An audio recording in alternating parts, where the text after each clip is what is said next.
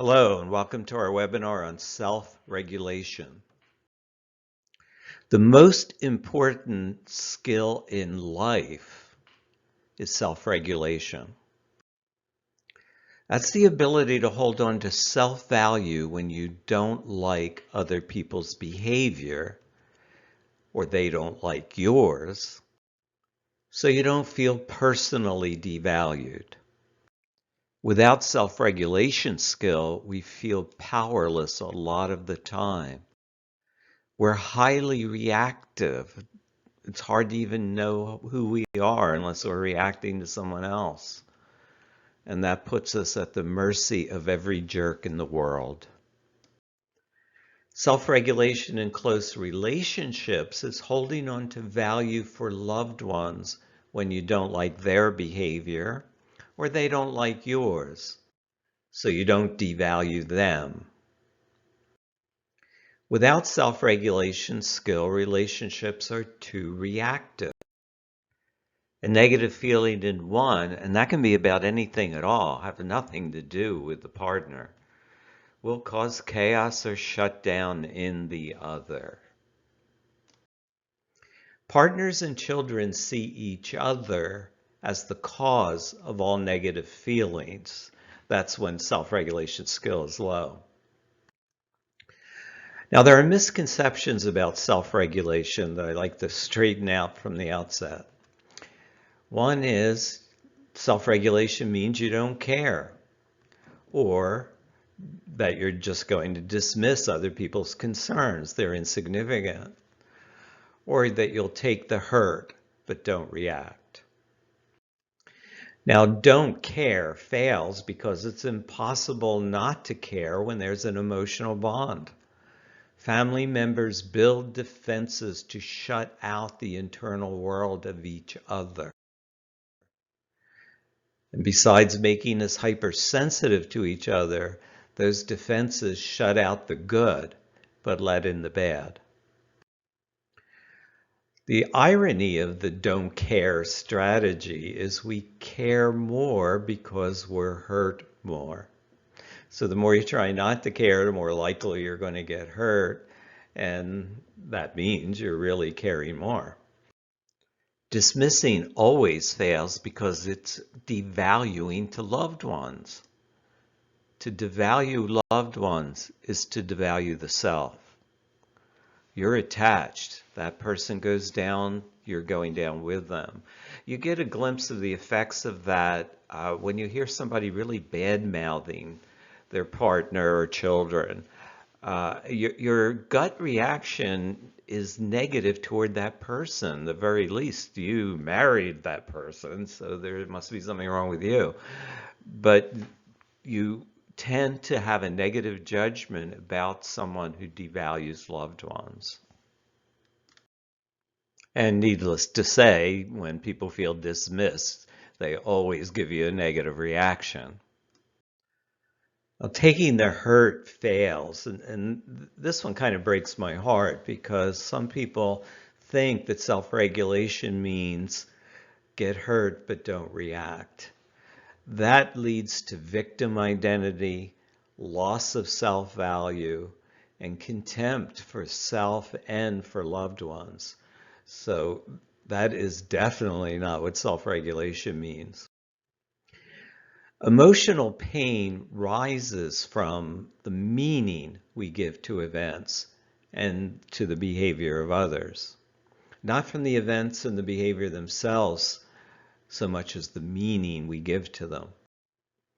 Self-regulation changes the meaning we assign to events and behaviors, changes them to the most beneficial interpretation possible.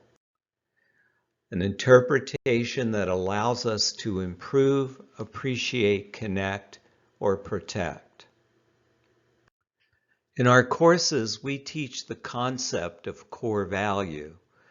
That's your ability to create value and meaning in your life. In core value, you're sensitive to the vulnerability of others, but not reactive to their defenses. See, the reactivity is not to the hurt of other people. We care about that. It's the way they cope with the hurt through anger, resentment, coping mechanisms that are aggressive or that shut us out. That's what we react to. But in your core value, you see beneath that to the hurt and vulnerability where you can feel more humane and make it better rather than reacting and making it worse. Core value is a place within where you can go at any time to calm yourself down or cheer yourself up. Now, here are examples of self-regulation and how it changes the meaning of experience. My partner is late from work yet again. The old interpretation, he or she's unreliable, a liar. I'm not respected or loved. Get to your core value where you know that you're worthy of respect and love.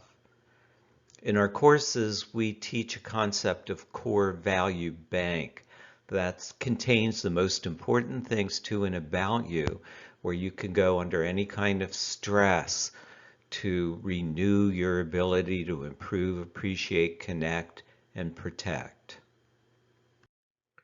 In your core value, I value myself and my partner, even when I don't like behavior. And then the new interpretation becomes my partner gets distracted and overwhelmed, rather than he's a liar and unreliable. I'll make it pleasant for him or her to come home. That's a classic trap. You hassle somebody for being late, it makes it really unpleasant to come home, and they find ways of putting it off, unconsciously at least, and eventually it becomes conscious. My kids are disrespecting me. The old interpretation, they're selfish little brats. They don't care about me. I'm a failure as a parent. Get to your core value. I know I'm worthy of respect and love, and I prove that to myself in my core value bank.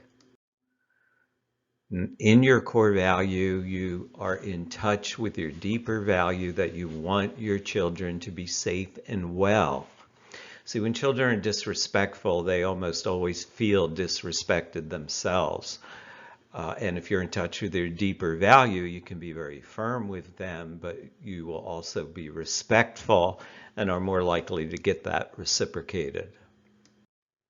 The new interpretation is they're feeling devalued, anxious, unlovable. That's almost always what makes kids be disrespectful. I'll teach them what they can do in the future when they feel this way. See, what children have to learn is self-regulation, how to make themselves feel better when they're feeling devalued, anxious, or unlovable.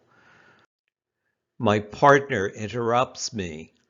The old interpretation, my partner is rude and selfish. I'm unimportant, unloved, unlovable. See, there's always that deeper self-doubt underneath the blame of loved ones.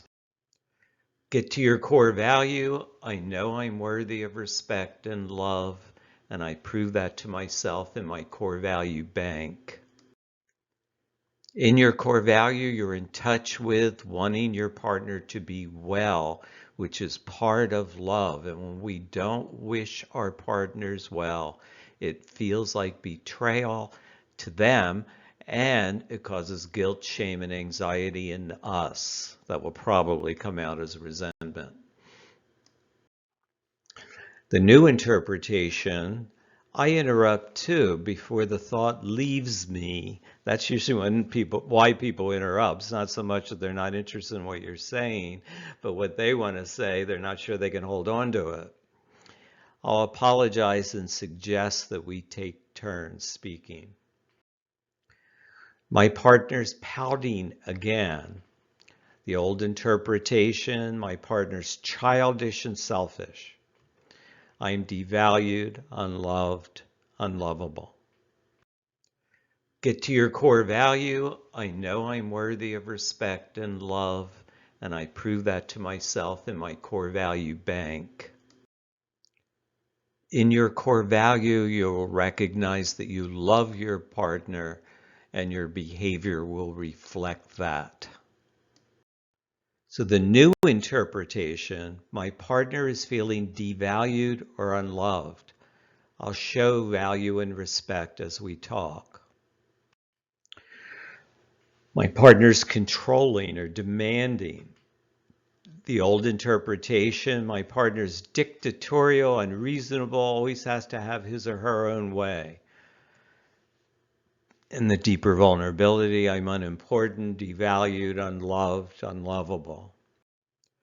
Get to your core value. I know I'm worthy of respect and love, and I prove that to myself in my core value bank. And the new interpretation is my partner feels overwhelmed or out of control. I'll respectfully negotiate in a way that shows value and compassion. See, these new interpretations don't necessarily get you what you want, but they get you in a position where you have a much better chance of getting you what you want. Where the old interpretations with low self-regulation skill will always get a negative result. By changing the meaning of our experience, self-regulation transforms the devalued, defensive, reactive into proactive core value. Well-being never results from reactivity or acting on impulse. It comes from doing what you believe is right. That means staying true to your core value.